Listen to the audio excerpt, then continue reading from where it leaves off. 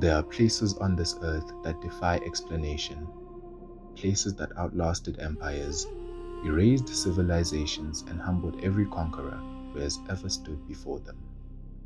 The Sahara Desert, the largest hot desert on the planet, stretches nearly 10 million square kilometers of unyielding, merciless nothing. And yet, rising from this vastness, they stand. 4,500 years old and still standing. They are the pyramids of Egypt, the last surviving wonder of the ancient world. And this is their story. To understand the pyramids, we must go back, not just in time, but in imagination.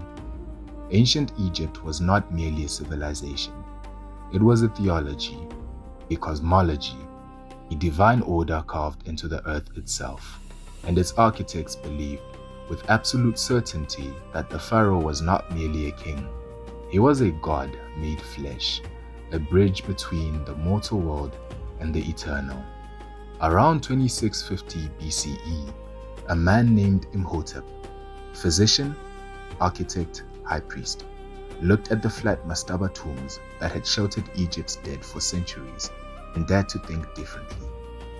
He stacked them, layer upon layer, stone upon stone, and from that audacious idea was born the world's first monumental stone structure, the Step Pyramid of Djoser at Saqqara. It was a staircase to the heavens, a ladder for a god-king's soul to climb into eternity. Egypt would never build small again. Over the next century, Egyptian engineers experimented. They failed, adjusted, and tried again, building the bent pyramid, whose shifting angle betrayed a mid-construction crisis of confidence. Then came the Red Pyramid, the first true smooth-sided pyramid, the template. They were ready for something greater. Around 2560 BCE, Pharaoh Khufu, known to the Greeks as Cheops, commissioned a tomb unlike anything the world had ever attempted. What rose from the Giza plateau was for nearly 4,000 years the tallest structure on Earth. Originally standing at 146 meters, nearly as tall as 50-story skyscraper, built from approximately 2.3 million stone blocks, each block weighing between 2 and 15 tons, some near the burial chamber weighing up to 80 tons. The sheer arithmetic of it is staggering. If you were to lay the stone of the Great Pyramid end to end, it would stretch 2/3 of the way around the Earth. Inside, a system of passages and chambers rises through the pyramid's core. The Grand Gallery, a soaring cobbled corridor unlike anything else in ancient architecture, leads to the king's chamber, lined entirely with red Aswan granite quarried from hundreds of kilometers to the south. Within it, a lidless, empty sarcophagus. Whatever treasures once accompanied Khufu into eternity were claimed long ago, but the stone endures. Khufu's son, Pharaoh Khafre, built the second Great Pyramid beside his father's, slightly smaller in base but elevated on higher ground, a subtle act of architectural rivalry. At the foot of the plateau, he, or someone before him, commissioned a monument of a different kind entirely. The Great Sphinx of Giza, a lion's body, a human head, carved, most scholars believe, from a single ridge of limestone bedrock. It's 73 meters long and 20 meters high. It is the largest monolith statue on Earth. It gazes east, toward the rising sun, toward resurrection, toward forever. No ancient text tells us what it was truly called, what rituals were performed in its shadow, what secrets it was built to keep. The Sphinx does not answer questions, it only asks them. The third pharaoh of the Giza complex, Menkaure, built the smallest of the trio, yet perhaps the most refined. Its lower courses once sheathed in red Aswan granite, it was a jewel box set beside its towering neighbors. With Menkaure, the age of pyramid building at Giza reached its conclusion. 3 generations, 3 monuments, a legacy that would outlast everything that followed. For centuries, scholars, engineers, and dreamers have wrestled with the same question. How? How did a civilization without steel tools, without the wheel as we know it, without computers or cranes, build structures so precisely aligned, so mathematically exact, that the Great Pyramid's base is level to within just 2.1 centimeters?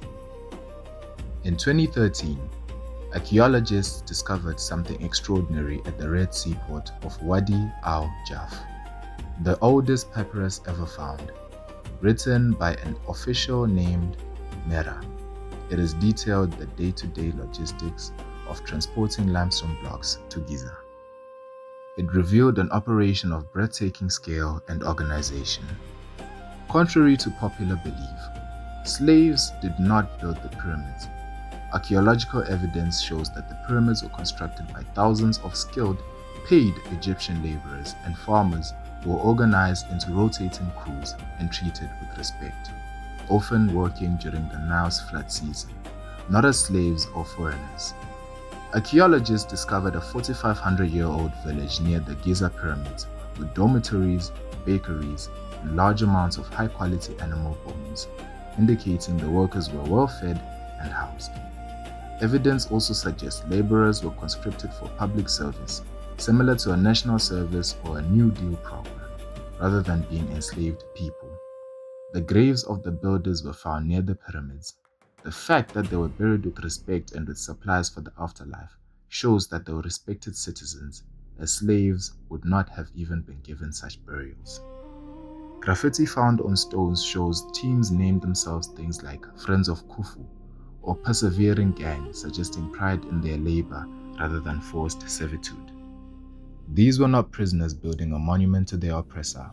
These were craftsmen building a monument to their god. The precision goes beyond engineering. It ventures into something that feels almost otherworldly. The Great Pyramid is aligned to true north with an accuracy of just 0.05 degrees, more precise than the Greenwich Observatory in London, built thousands of years later. The three pyramids of Giza mirror an uncanny accuracy. The alignment of the three stars of Orion's belt, a constellation the Egyptians identified with Osiris, god of the dead and resurrection. Coincidence? Intention? The line between the two may never have existed at all. In 2017, the Scan Pyramids project, using cosmic ray muon tomography, a technology borrowed from particle physics, detected a large void inside the Great Pyramid, at least 30 meters long. Its purpose, unknown. In 2023, further scans revealed a previously unknown corridor near the north face. After 45 centuries, the Great Pyramid is still yielding secrets. What lies inside? A hidden chamber? A collapsed space? A passage built for a reason lost to time? We do not know. Not yet. Every empire that has ever risen has fallen. Every conqueror who stood before the pyramids, Alexander, Caesar, Napoleon, has turned to dust. The language of the people who built them was dead for 1,000 years before anyone deciphered it again. The religion that gave them meaning has long since faded from living practice. And yet, the pyramids remain. They are not just tombs, not just engineering feats, not just ancient wonders. They are a statement, made in stone, made permanent, that human beings once looked at the infinite and decided to answer it. Not with words, not with prayers alone, but with their hands. The pyramids of Egypt have stood for 4,500 years. With any luck, they will stand for 4,500 more. If this moved you, subscribe. More wonders await. Next time we'll be diving into the Valley of the Kings, a civilization that built for death and in doing so, taught us everything about